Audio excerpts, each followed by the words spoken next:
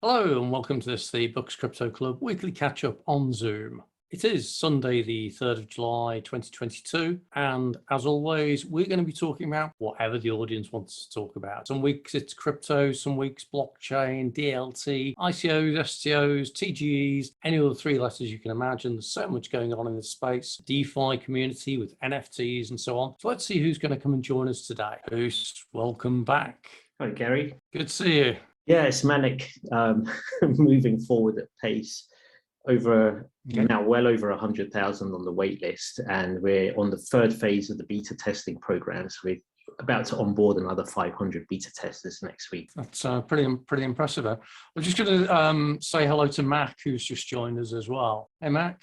Hey guys, hello. Hi Mac. Hey. Is this the first time you've been on one of these calls, Mac? Yeah, I'm part of the Telegram group. This is my first meeting. Great. Okay. Well, welcome. Out of interest, because I actually post this to multiple groups.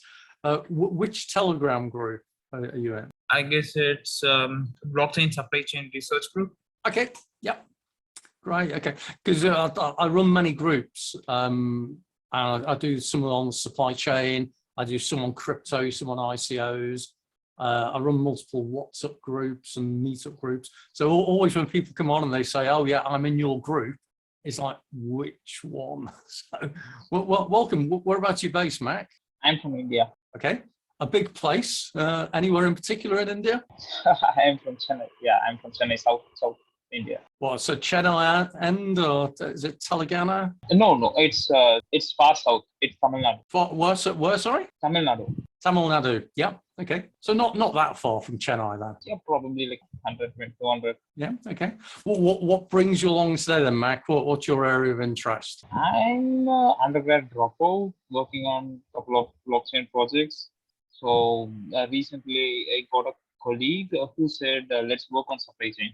So what I thought, okay, let me explore a bit more about blockchain and supply chain, how these are interconnected and how it is being integrated everywhere.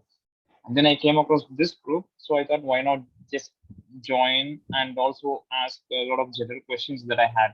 I'm a beginner. I'm in blockchain space for the past 1 year, so I thought, why not just get in touch with the experts and get to know how the space works. That's it. Okay. Well, let's take that opportunity straight away then. Of if you've got some questions, then fire away, and I'm sure between Hoos and I, we can have a good attempt at answering them for you. So please feel free to ask any questions, and we'll see if we can answer them. Sure. I'm not that experienced. I just want to know how you guys discuss and get to know. Okay. So have you looked at any other supply chain or provenance blockchain project? I went through SingFab's white paper a little bit, not entire white paper. And then I studied a little bit about VeChain also. And then, a couple of other examples where they implemented blockchain into supply chain. I have a little bit idea, but still I'm very much new to enterprise blockchain. So all the time I've been working on L2 chains, Ethereum L2, EVM based chains. So I haven't been into Hyperledger or those stuff. So thought, okay, I could explore all those things. Okay, so you're looking at level 2 solutions, so not main chain. You're looking at side chain. Yeah, only Lightning Network. Mostly Polygon Avalanche. Polygon and Avalanche. Okay, and you're looking at developing what, a provenance solution for supply chain or something? I mean, we didn't discuss a lot about that. He just told me that Mac get familiar with enterprise blockchain, get to know all this stuff. We might get together soon and start the project, but for now, just get to know about the enterprise blockchain. So, okay. I still have some time, like a couple of months, to learn enterprise blockchains and what is the scope of them. So it's just a basic, rough draft idea. I would suggest then some things to look at. The well-known one in the UK in terms of supply chain is certainly Everledger. Everledger does provenance. Originally, it was diamonds. Now they've extended to wine, fine art things. Yeah. And they use Hyperledger Fabric now as a blockchain platform, but they did switch. They were using, I think they used Ethereum originally when they were part of a hackathon which they Oh. won back in 2016 or 2017, I think it was. But they're worth looking at, and also things like IBM and Walmart were doing the green leaf Walmart product is supply one of the chain. pioneer into this. Yeah. Yeah. Okay. So they're certainly doing stuff, and also if you're in Tamil Nadu, a bit further southeast in Sri Lanka, there's a gemstone project that is doing tracking and tracing of gemstones, with Sri Lanka being quite active in selling gems. Yeah. So I was doing some work in Sri Lanka a while ago, and I did some research into some of the blockchain companies that are based there. And one of the active ones was, because Sri Lanka is quite a centre for gemstones, certainly in Colombo, where they've got a lot of things there. They've got, is it Gemstra or something? I've forgotten the name. But if you Google Sri Lanka gemstones blockchain, hopefully that'll come up. Oh, okay. Walmart, yeah. Then as we were saying a moment ago, Walmart are building again. I think it's on Hyperledger Fabric, or an IBM variation of it. Sorry, whose was that? You signaling something then, or you just? No, okay, yeah. So they're quite good ones, and then also Maersk Shipping were doing a big supply chain project with a number of insurance companies. So Maersk Shipping being one of the biggest shipping companies in the world, they were tracking vessels, so ships, and then I think they were analyzing containers as well. So there's quite a few good examples of supply chain being tracked, and the likes of BMW and a few others are now beginning to track is it the lithium content in the batteries or cadmium? There's something that when they make batteries for their electric vehicles, they're now beginning to use blockchain to track and trace where the constituent parts of the battery have come from. So there's lots of things happening in the supply chain space, definitely. That's great. Well, I'll tell you what, if you don't have particular questions at the moment, it might be an opportunity, Hus, if you want to talk a little bit more about what's going on in NOAA, because it's a really interesting development. So it's not on the supply chain side of things, but it's definitely at the leading edge of some of the crypto type space. So maybe you could share a few things with us. Sure. I mean, just before I do though, I mean, what I like about Provenance is it's a wonderful application of blockchain technology. This is, it's not all about payments and money. I think this is what a lot of people seem to forget. Blockchain technology is a technology that can be applied to different spheres of industry and commerce. So, we get caught up, or some people get caught up in kind of infighting within the Bitcoin and crypto community. That's a failure of understanding from my perspective, because this is technology, and technology is applicable to wherever people find innovation to apply it. And provenance supply chain management is a huge area, I think. I mean, Gary, you've just rattled off a number of projects that I wasn't even aware of, and it's not my area of expertise, but VeChain and Vet is the one that I've been following for a very long time. So yeah, it just goes to show, right? This isn't just about payments and money or banking. It's a technology that can be applied to any sector, if people are imaginative enough and creative enough to do so. Yeah. With respect to NOAA, I mean, let me give you some context there. So I've been with NOAA for just over a year now. I joined in June last year. The company was founded 18 months ago. And the reason why I say this is my, I guess, my fourth startup in 6 years. The other three having done well. But NOAA is moving at 100 miles an hour at the moment, if not faster. And I think a lot of that is because of the expertise that the team are bringing to bear. So what is NOAA? I like to describe it as a crypto-native neobank. We're providing banking-like services, but built directly on top of the blockchain. And we're minimizing our touch points with the fiat sector. So we act as a referring partner for any kind of regulated activity at the moment. For example, procurement of exchange of crypto assets, we hand that over to a regulated partner. We're only dealing with blockchain assets at the moment. Bitcoin, number one. We will be introducing stable coins as well, USDC. Obviously, under the current climate, stable coins aren't that stable, right? And we're treading very carefully and very slowly in terms of the banking products that we're going to be providing, or financial services that we're providing. And, you know, this goes back to what we just discussed at the opening of this conversation, where Gary kindly assisted in providing an expert opinion for us on one of the products that we're developing at the moment, which is a savings incentive. I've got to be very careful with my choice of words. Savings incentive may change as well. It may end up being called a loyalty scheme.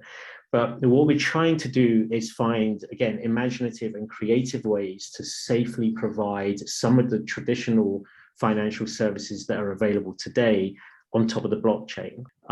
So we're over 20 people now in the last year. We're in production on mainnet, on Bitcoin mainnet, and we've got about 100 beta testers at the moment with another cohort. The way we're working is that we've got over 100,000 people on our wait list, and we select cohorts of individuals from the wait list, put them on the beta program.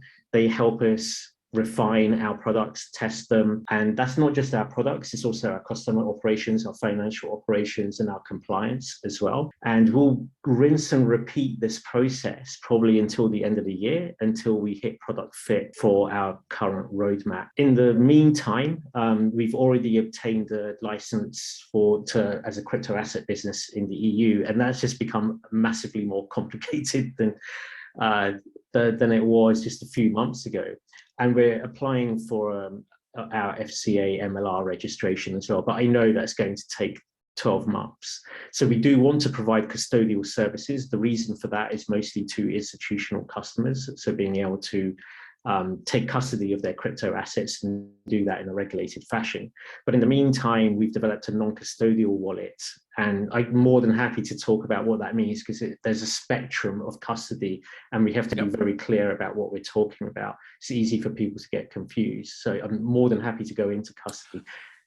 Go for it, because I think there's sometimes confusion, and I sometimes cause the confusion about what is meant by a custodial wallet as opposed to a non-custodial wallet. I recently read a good article that helps me frame this better than I would normally do. So let's consider the first person. In the first person, you're holding your own private key, and you're your own bank, butcher, and baker. You're responsible for all aspects of safeguarding that private key, because it's that private key that allows you to transfer the assets under your control to someone else. So that's self-custodial. That's what I call self-custodial. Custodial is the third person. You give your key to someone else, and by giving them the key, you're handing over the responsibility, effectively handing over the ownership of your assets to that third party. So here in the UK, if you're a custodial crypto asset service provider, the law was changed recently. So you have to be regulated by the FCA. You have to be registered under the MLR regime. It's similar in Europe, and I think in America, it's slightly different. So in between self-custodial and custodial, there is a non-custodial space, and that's where the innovation is happening. So what are the types of non-custodialship, and what do we mean by that? Well, there could be more than one individual with more than one private key involved in signing an on-chain transaction, and that's what we call multi-sig. So n or more individuals with n or more keys are required to sign the transaction. With m of n, let's say 2 out of 3, a majority of the participants in signing that transaction have to be involved in order for the transaction to be signed. Now, why is that useful, and why would anyone do it? Well, essentially, it means that let's say if you're lending your assets to someone, if you're lending your Bitcoin to someone to earn a yield on it, then in the event of a dispute, the individual, another party, an independent party, can arbitrate the dispute. So let's say you've got 3 entities involved in lending assets, and you require 2 of those entities to unlock the assets on chain. Why would that ever happen? Well, Gary, if I've lent you my Bitcoin and you've promised to pay me a yield, you have to put up collateral for that loan. So in the event that you can't pay me back, your collateral is liquidated and I receive the funds. Now, obviously, if there's just 2 of us involved in this transaction, it could lead to an awful lot of difficulty if you default. But if we both go to a third party and we both agree that the third party can arbitrate disputes, then that third party can unlock the asset, rewarding it to whoever is the winner of that dispute. So got to remember that you are effectively exchanging sovereignty for utility in that kind of arrangement. And Hodl Hodl is a good company that does this. You can lend your Bitcoin to individuals seeking to borrow it, and Hodl Hodl acts as the arbitrator in any of those disputes. But there's a new form of this. I say new, it's a relatively new form of non-custodialship, which is multi-party computation, where there is a single private key, and the shards of that private key are held by more than one entity. And in more advanced configurations of MPC, the shards are never brought together to reconstruct the signing on chain. It's rather the proofs of holding those shards. Cryptographic proofs are provided through like a number of, it's complicated algorithm, and there's more than one that you can select. But essentially that still means that no single entity holds the private key. And what we've done at NOAA is kind of think about how can we empower the individual who actually held the assets initially, who purchases the Bitcoin and transfers them into a NOAA wallet. How can we empower that individual to have greater ownership? It's not going to be fully self-custodial. It's not self-custodial, but it's more towards the self-custodial end of the spectrum. How can we do that? And we used a mechanism which is an ephemeral private key, public-private key generation that occurs on the NOAA wallet, which is basically a browser application, progressive web application that you can run on a mobile phone or any device with a browser. It's ephemeral. We call it the customer signing key.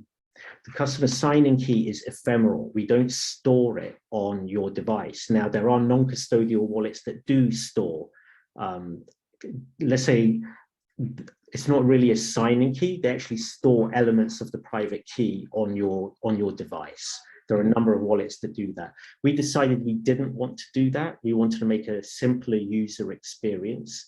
And essentially by using strong customer authentication, which is 3 elements that identify a customer. So what are those 3 elements? It's something that you own, like your device.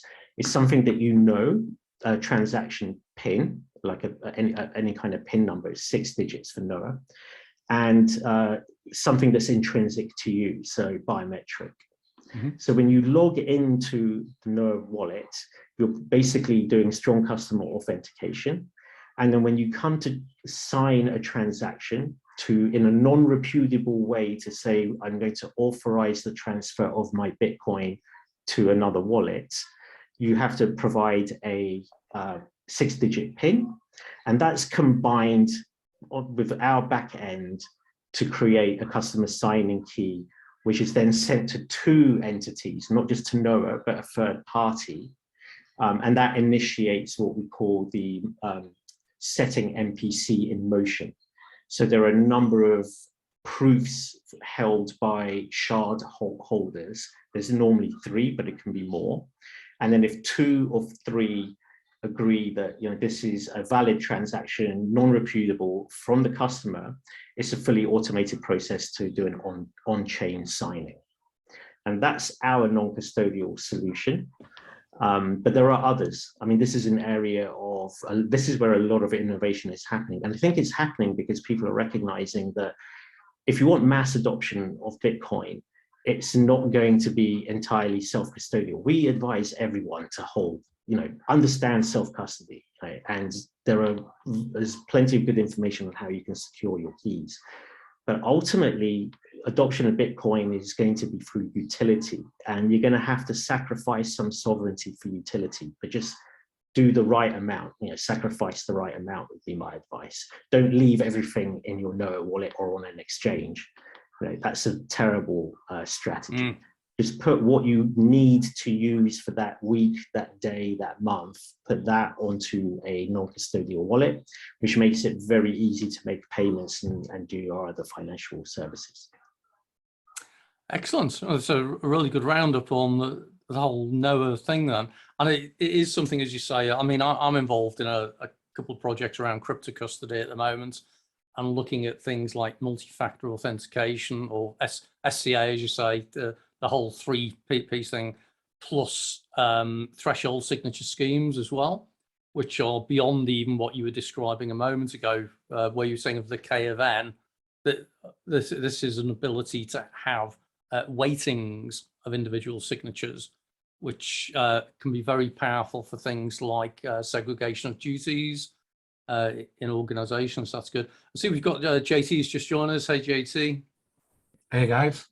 Yeah. He's still got the most awesome NFT as his avatar at the moment. It's not an NFT yet, but yeah. I notice you say yet. Yeah.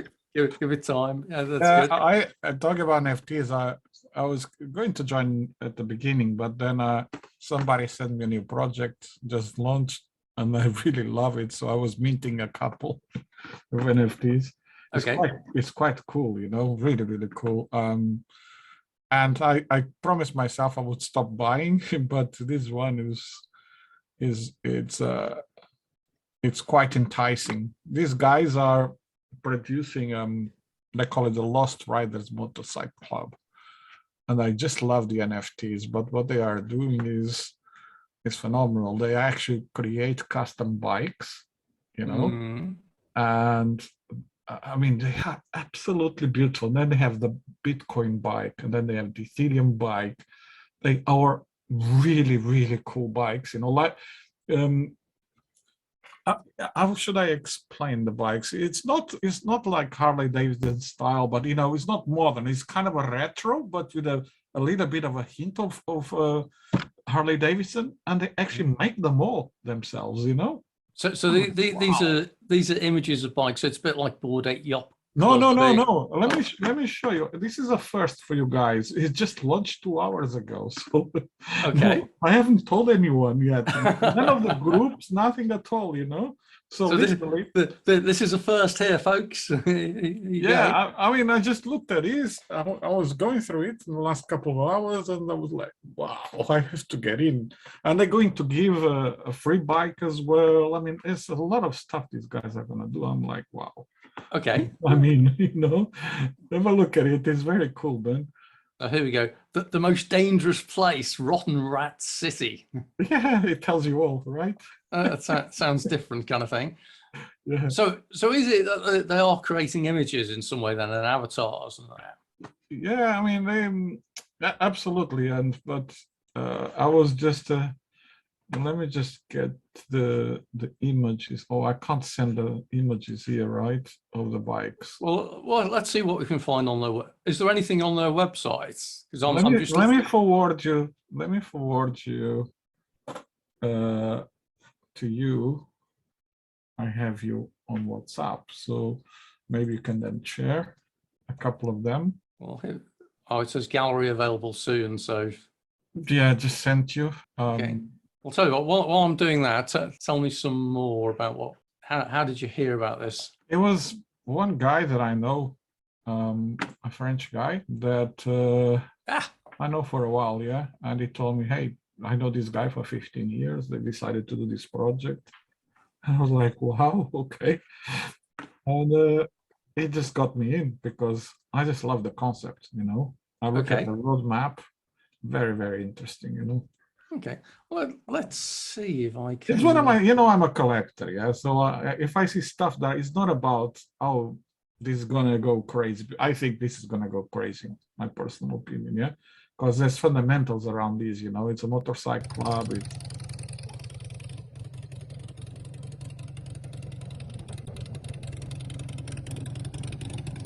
I just literally just got this, mate. You know? Okay.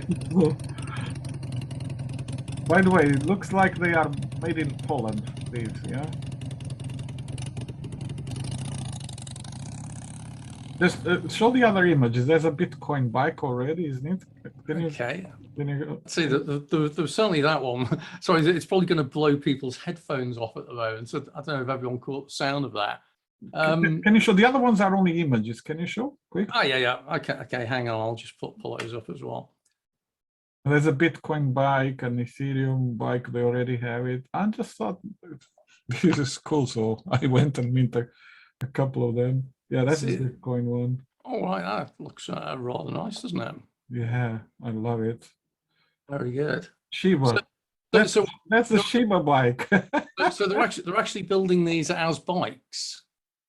Yeah, it's bikes, yeah, and this is a motorcycle club bike NFT project, and they are building as well the bikes. I mean, they have so much stuff. It's blowing my brains. You know, I still need to dig more.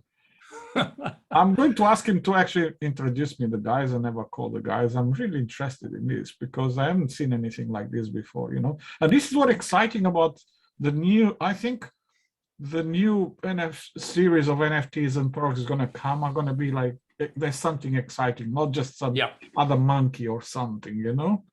Yeah. I agree. I've said to a number of people, I think the whole NFT hype is going through various waves, and we've had the digital art wave, we've had, and it kind of collapsed in a way, the video wave, and music wave, which haven't actually kicked off properly yet. Then you've got the collectibles wave, and that's where, you know, you're getting baseball clubs and football clubs all getting into that kind of thing, the collectibles. And I think there are going to be a whole series of additional waves coming through, which are going to start pushing the boundaries. I'm really looking forward to some of the VR type projects I'm hearing about, which are linking together virtual reality plus an NFT plus membership and loyalty schemes and this kind of thing. I think that's where it's going to be really interesting. So yeah. Well done, JT, because I think you were on one of these sessions a while ago where you were talking about World Mobile Token. Yeah. And that's a very interesting project again, around the whole telephony and payments in remote places of Africa and that.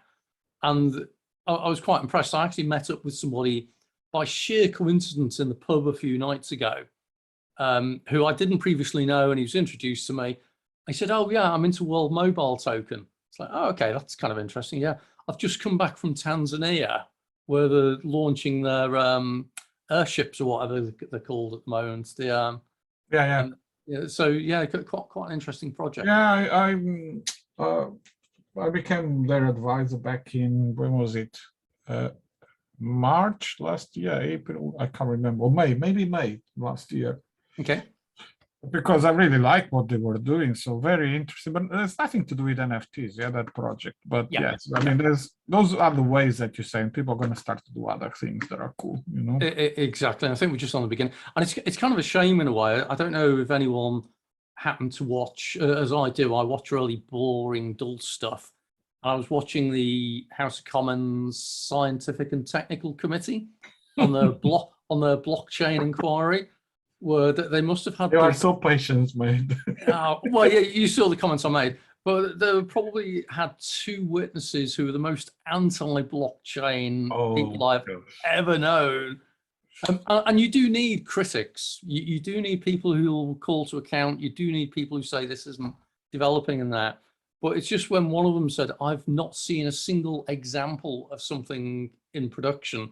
And I thought, well, there's an Insure Wave, there's WeTrade, there's Fairtrade, there's AgriLedger, there's Everledger, blah, blah, blah. It's just that she hadn't personally seen anything.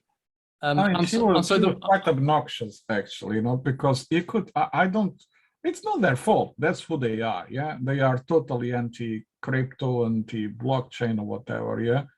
And but I blame is the people who select, you know, it's just one-sided, And that was really what pissed me off, you know. So maybe that's something, Mac, you're still on at the moment. So I'm always interested with what's going on with the Reserve Bank of India and the proclamations around blockchain and crypto. Have there been any statements lately about the direction? I'm not sure. The last major statement released by them was still the 30% tax on crypto. That was the last major statement. But still, people are drafting regulation. It is yet to be confirmed. Yeah, it's like still unstable. The environment blockchain space in India is still unstable. okay. It's funny because a few months ago, I actually posted something on LinkedIn because it was known that the one of the government departments was about to publish its final paper on its recommendation on crypto, and then nothing happened. And I think it went to cabinet, and that was probably about March or something, and nothing then happened. I know maybe even RBI themselves are planning to release a coin, but it's called CBDC or something. They are also yet to release it, but they haven't planned it. It's just they keep talking, keep talking, but still they haven't finalized anything yet. Okay, yeah, and I think again, as Hoosh was saying, like with blockchain, there's much more than just crypto, and I think they were just focusing on crypto. And in fact, I always say that blockchain, broadly speaking, I talk about 5 mega cases about where blockchain works, and one of them is cryptocurrency, and that's where it's obviously done a lot of stuff. Another one is around supply chain and provenance, absolutely. Another's around smart contracts and the whole capability that brings in. So I'm seeing a lot of stuff in insurance companies with what's known as parametric insurance, which is kind of a relatively simple if-then-else statement. You know, if it rains more than this amount, then pay insurance claim. So there's a lot of stuff going on in that space. Then there's the area around identity and identity management, which I love it. I get involved in projects every so often around identity, and it's always harder than anyone ever imagines. You know, you've got the identity piece, you've got authentication, you've got authorization, then you've got multiple personas, roles. It gets really complex. And then the 5th area around blockchain is around tokenization. And that's where we're seeing things like NFTs and that kind of thing growing. And I think broadly speaking, any project will broadly fall into one or more of those categories. And that's what makes it really interesting. And I still think we're still at early days. And that's where the people in the House of Commons the other day, they were saying, oh, well, there's no evidence of this, blah, blah, blah. In some ways, they're right that there isn't as much as there should have been by now. So you know, I've only been in blockchain since about 2016, so 5 years, 6 years. And I would have expected there to be more production things by now. But these things take time. You know, Apple took 42 years to get to where it is now. So blockchain's only been going for just over 10. So we shall see. Well, I don't know, Mac, where your interest lies. You're saying around like supply chain side of things mainly. You think that's what you'll look at further? No, absolutely not. I'm not very specific to supply chain. I'm just 23, been 1 year in blockchain space. I'm still exploring what to pursue. And actually, I'm a dropout, so I have to carefully choose what I'm going to pursue. But right now, I'm getting interested in enterprise, not just supply chain, but generally enterprise blockchains. But still, then my seniors and my colleagues are going like say in Web3, it's like the DApp, DeFi, social DeFi, all these things. So they prefer me to stay in Web3 itself, not to go into enterprise, because enterprise is still not mature. It's still in budding stage. So once it gets mature, you can go. And as far as India is concerned, it is not at all matured, or you can't explore a lot in India when it comes to blockchain. Whereas if you go to UK or US, you get to explore a lot. Your world just opens up there. So people said, if you're going for abroad, then okay, you can pursue anything you want in blockchain. But whereas if you're staying in India, then you have very limited choices, because people in India, there are a lot of good Web3 developers. Like mostly they do all these things stuff in L2 chains, and very rarely, I mean, almost it's impossible to find a enterprise blockchain. It's very rare actually. only in top tech hubs you can find people in enterprise blockchain. Other than that, nobody else. Yeah, I tried a lot. Only then I came to this meetup.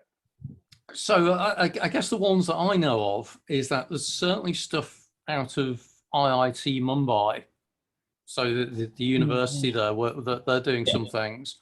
There's certainly stuff in Kolkata, because I was actually looking at helping the West Bengal government with some stuff there a while ago. And they were certainly, they were actually developing a paper on the government blockchain strategy for the West Bengal region. I'm pretty sure Tamil Nadu must have been doing yeah, they have also their own similar. blockchain infrastructure actually. Yeah. And then you've got the other hubs of Pune, not so much on the blockchain space. That tends to be general IT. Same with Chennai.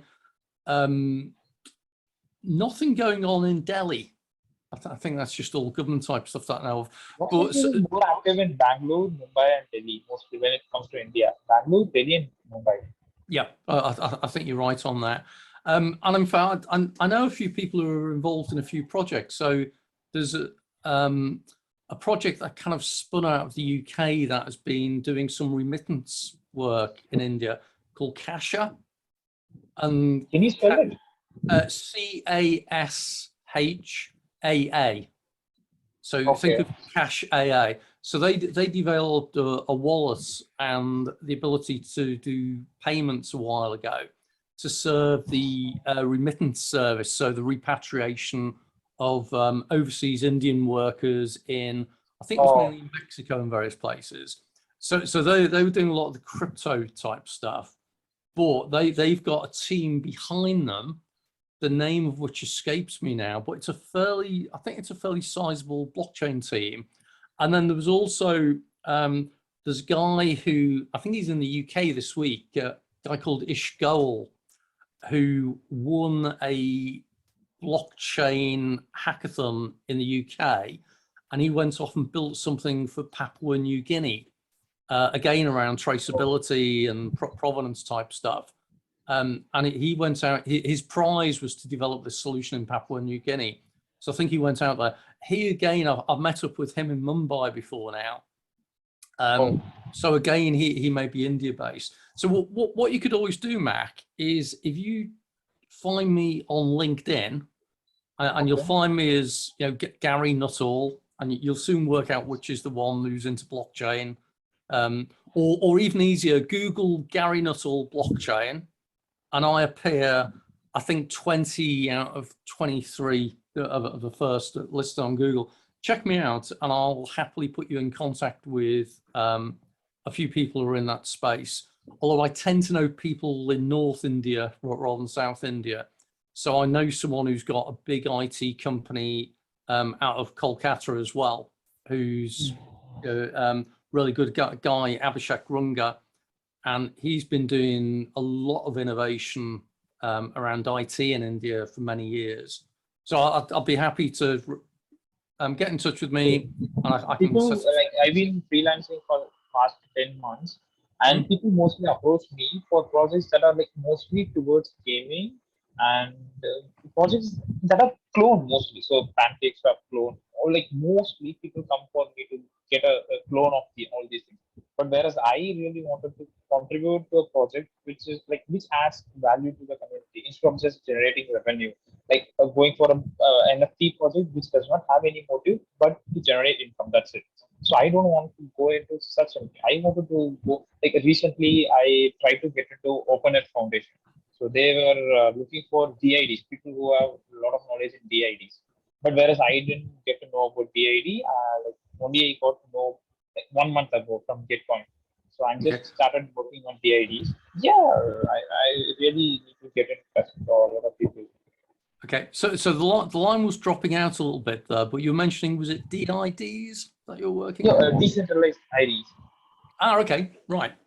Okay. So doing the opposite of Aadhaar then, of having it decentralized as opposed to a centralized system. Because the Aadhaar project was implemented in India in 2016, I think now, where they gave unique. 2016. I think it was 2016, 2016 or 2017, because I was speaking at a conference in Mumbai in 2017, I think it was, just after they'd implemented Aadhaar, because it was a shame. It would have been a brilliant thing to stick on the blockchain, but they didn't. You can A lot of use things actually happened in 2016 in Mumbai. Even ICICI, one of the biggest banks in India, they implemented enterprise like blockchain for the first time all over India, but that project got failed for some reason. I don't know why. Yeah, that was quite weird. I think JT is going to say something in a minute, but I actually took part in a hackathon in Mumbai in, I think this one was 2018. That was at Barclays Rise in Mumbai, which was kind of quite funny because Barclays Rise has got problems in Mumbai, but Barclays Bank hasn't. So that they're using it as a springboard. But we were speaking to the likes of, is it ICINI and a few of the other banks and that, because they were getting quite interested in the space. Sorry, JT, were you going to say something there? Yeah, I mean, there's a lot of people now doing stuff with NFTs, and you don't need to implement a full DID solution. You know, if you work well with the protocol, for example, Ethereum protocol for NFTs, yeah, you'll be able to implement that. But also, there's ETHDID. I don't know if you guys know that, yeah? So just Google it, ETHDID. So it's still not finalized. I believe it's still not finalized, but it's being worked on, you know? So there's quite a few things that they want to add more until I actually pick up on it, you know, because I want to pick it up to do quite a few cool things around it, yeah? But every blockchain is having standards, you know, being implemented for the idea. So it should be easy for anybody to do it now. Well, would you know, are they linking that in with Ethereum name services in any way? Can't remember, but I'm being really honest with you. Okay, I was looking this all back like last year by this time, May, June, and I thought it's not there yet, you know, so okay. I'm disconnected. The reason I ask is the whole idea of having like an Ethereum name service where it's effectively your own web URL, which is related to you, could be used as a form of digital identity, but only if you want to be open about it. And this is one of the problems. I love the way people keep posting details of their NFTs, or even worse, they're linking their NFT to an Ethereum name service, which now means I now know what their wallet address is. It's like, you might want to think about that. From a security point of view, it just doesn't. Another thing to look at is the Lens protocol, yeah? Lens? Yeah, Lens protocol. Okay. It is quite cool, you know. Actually, I'm still waiting for Stan to create me a profile. Okay. So Stan. Sorry, one of the guys keeps referred to as Stan. So. Sorry. Ignore it. So. No. Sorry. It means Stani, not Stan. Yeah. Stani is the founder of Ahav. Yeah, he created a new project, which is Lens Protocol. Okay. You should look at it. It's quite cool, you know. So here we go. Lens Protocol. This the one? Yeah, that's the one. Yeah, very green. That's hurting my eyes just looking at it. I'm glad I haven't got a green screen for that.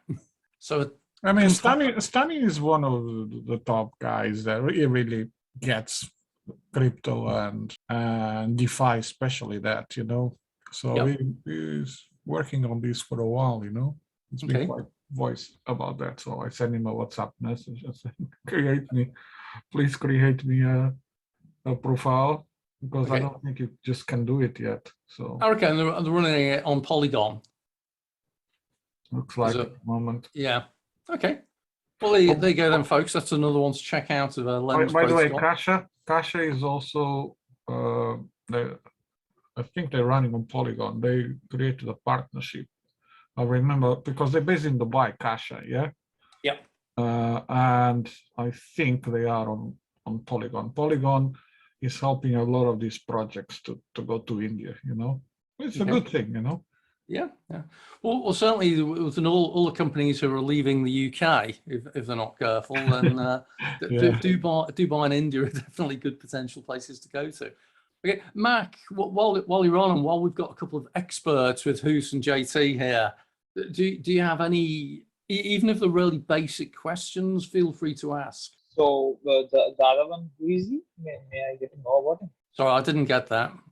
Say again? Can I get to know about the other one, the one who joined the last one? Unicorn. Polygon. Yeah. Sorry, I'm losing a lot of what you're saying. I can't quite hear. Yeah, I can't hear either. I think your microphone is not good at the moment. No, never mind then. Mac, maybe when you come back next week, if you come back again, then let's see if we can go through some basic questions and anything we can help you with.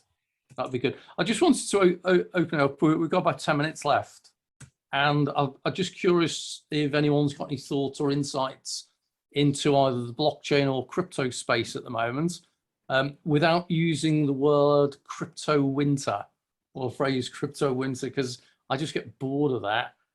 Who's what you think? What's going on? I see, is it Voyager is the latest casualty in the crypto space? Yeah, and not even that. That happened a few days ago, right? So SBF, Sam Bankman-Fried, seems to be buying the entire crypto sector as it stands today. I mean, most of us on CryptoGB are on tender hooks for the 4th of July.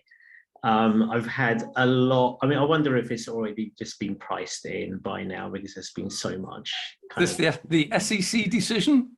This is just everything. I think it's a low volume day.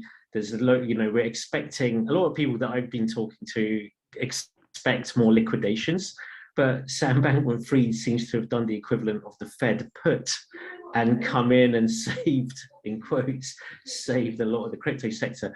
But I don't know, the technical analysts that I speak to, everyone right now is just absolute fear and expecting the worst. And then when you have a holiday, we all know that holidays are great days to destroy markets because of the low volume. So if you want to push something down, and I think, the vultures are definitely out. There are predators out there smelling blood in the crypto sector who will benefit from pushing the price lower, liquidating a few more firms and, picking up their assets. I don't think it's over yet to say. I think we haven't reached the bottom, Yeah, you got to be a brave man to say we've reached These guys the bottom. are degens, Suddenly, a nice guy that rides a Toyota, decides to save the entire world. Right. But for a moment, I thought you were about to say that the SEC is going to make its announcement on Ripple. Which I guess it's not going to do that on the 4th of July because it's a holiday for them, isn't it? Yeah, they do as little work as they can get away with, unfortunately. But I mean, the news coming out of that case is still extremely bullish now. So I don't mind telling you that I've been DCAing into XRP. At these prices, it's a bargain. And just waiting for, I just wonder if it goes to Congress, how bad the fallout will be. Because this institution in the US is rotten to the core. I mean, it has been for a long time. It's been allowed to continue its appalling kind of proclamations, for want of a better term, and its enforcement policy on crypto. And it's not just crypto, it's been bad in equities as well. At some point, someone needs to deal with this organization, and whoever has the balls to do it in Congress. They're going to give him more powers. Let me tell you that they will give them more powers. Well, the interesting thing is the CFTC is now fighting them. So let's see a good infight between government institutions in the US, because to be honest, I think the CFTC has done a better job of regulation. I haven't looked into it, but you can't do much worse job than the SEC. So let's see a massive government infight. I want a ringside seat on that gladiatorial contest. And frankly, I don't care who wins, but I think we have a conundrum here, because if they're going to regulate and accept Bitcoin, for example, and Ethereum as a currency, then any other lawyer out there that really understands crypto will fight them in court and say, well, my clients, the crypto is also a currency because it has the same properties. So we will set a precedence. They'll have to legalize the entire crypto world, you know, and there are plenty of tokens that have the same similar properties, you know, out there. Imagine what that makes for the US dollar. So it's very complex for SEC to do that. They just don't want to do it, and they were not empowered to do it. Well, that's if they fail the case outright, that's what they're risking. A settlement could give them opportunity to escape from that situation, leaving the rest of the market in the usual lack of clarity. But again, the longer this runs for, I think, you know, the CFTC is smelling blood here and wants to increase its own reach in kind of what it can adjudicate, because these regulators get paid on their enforcement actions. By the looks of it, their salaries are paid by enforcement action, which is quite an antiquated way of running a regulatory system, but I can see why it's run that way in the US for historical reasons. But quite beyond the CFTC, there are other regulators that could get involved. And I just think, there's no good, I mean, the best scenario I can see for Gary and the team is a settlement where he gets to say he extorted X amount from Ripple, and Ripple walks away with clarity. That's the best. But, you know, these people, their egos get in front of them, and it could end up being a disaster. Ultimately, the country that suffers is the US, and the people of the US are the ones that suffer from this lack of clarity on crypto. So I hope they fix it. Well, I think you're right. The last time I looked, there was about 13 federal regulators who are all claiming that crypto was their domain. And then you've got the state level regulators as well. So that's another 50. You know, so as you say, it's one of the most complex markets to look at. At least in the UK, you've got the Bank of England, which looks after the FCA and the PRA. And that's about it from a regulatory perspective. And in India, you've got RBI, and you've got Supreme Court, admittedly, which seems to disagree with what RBI says sometimes. But most of the countries, you haven't got this kind of like complexity of, as you say, a bum fight. But I do wonder, the more I look at what's going on with the Ripple case, and I take an interest in some things sometimes, the more and more it seems to be that the SEC keep wheeling out lawyers who are given what's known as a hospital pass, which is they're given something completely unpalatable that they're not going to survive on. Then they wheel in the next lawyer who disagrees with whatever their previous one did.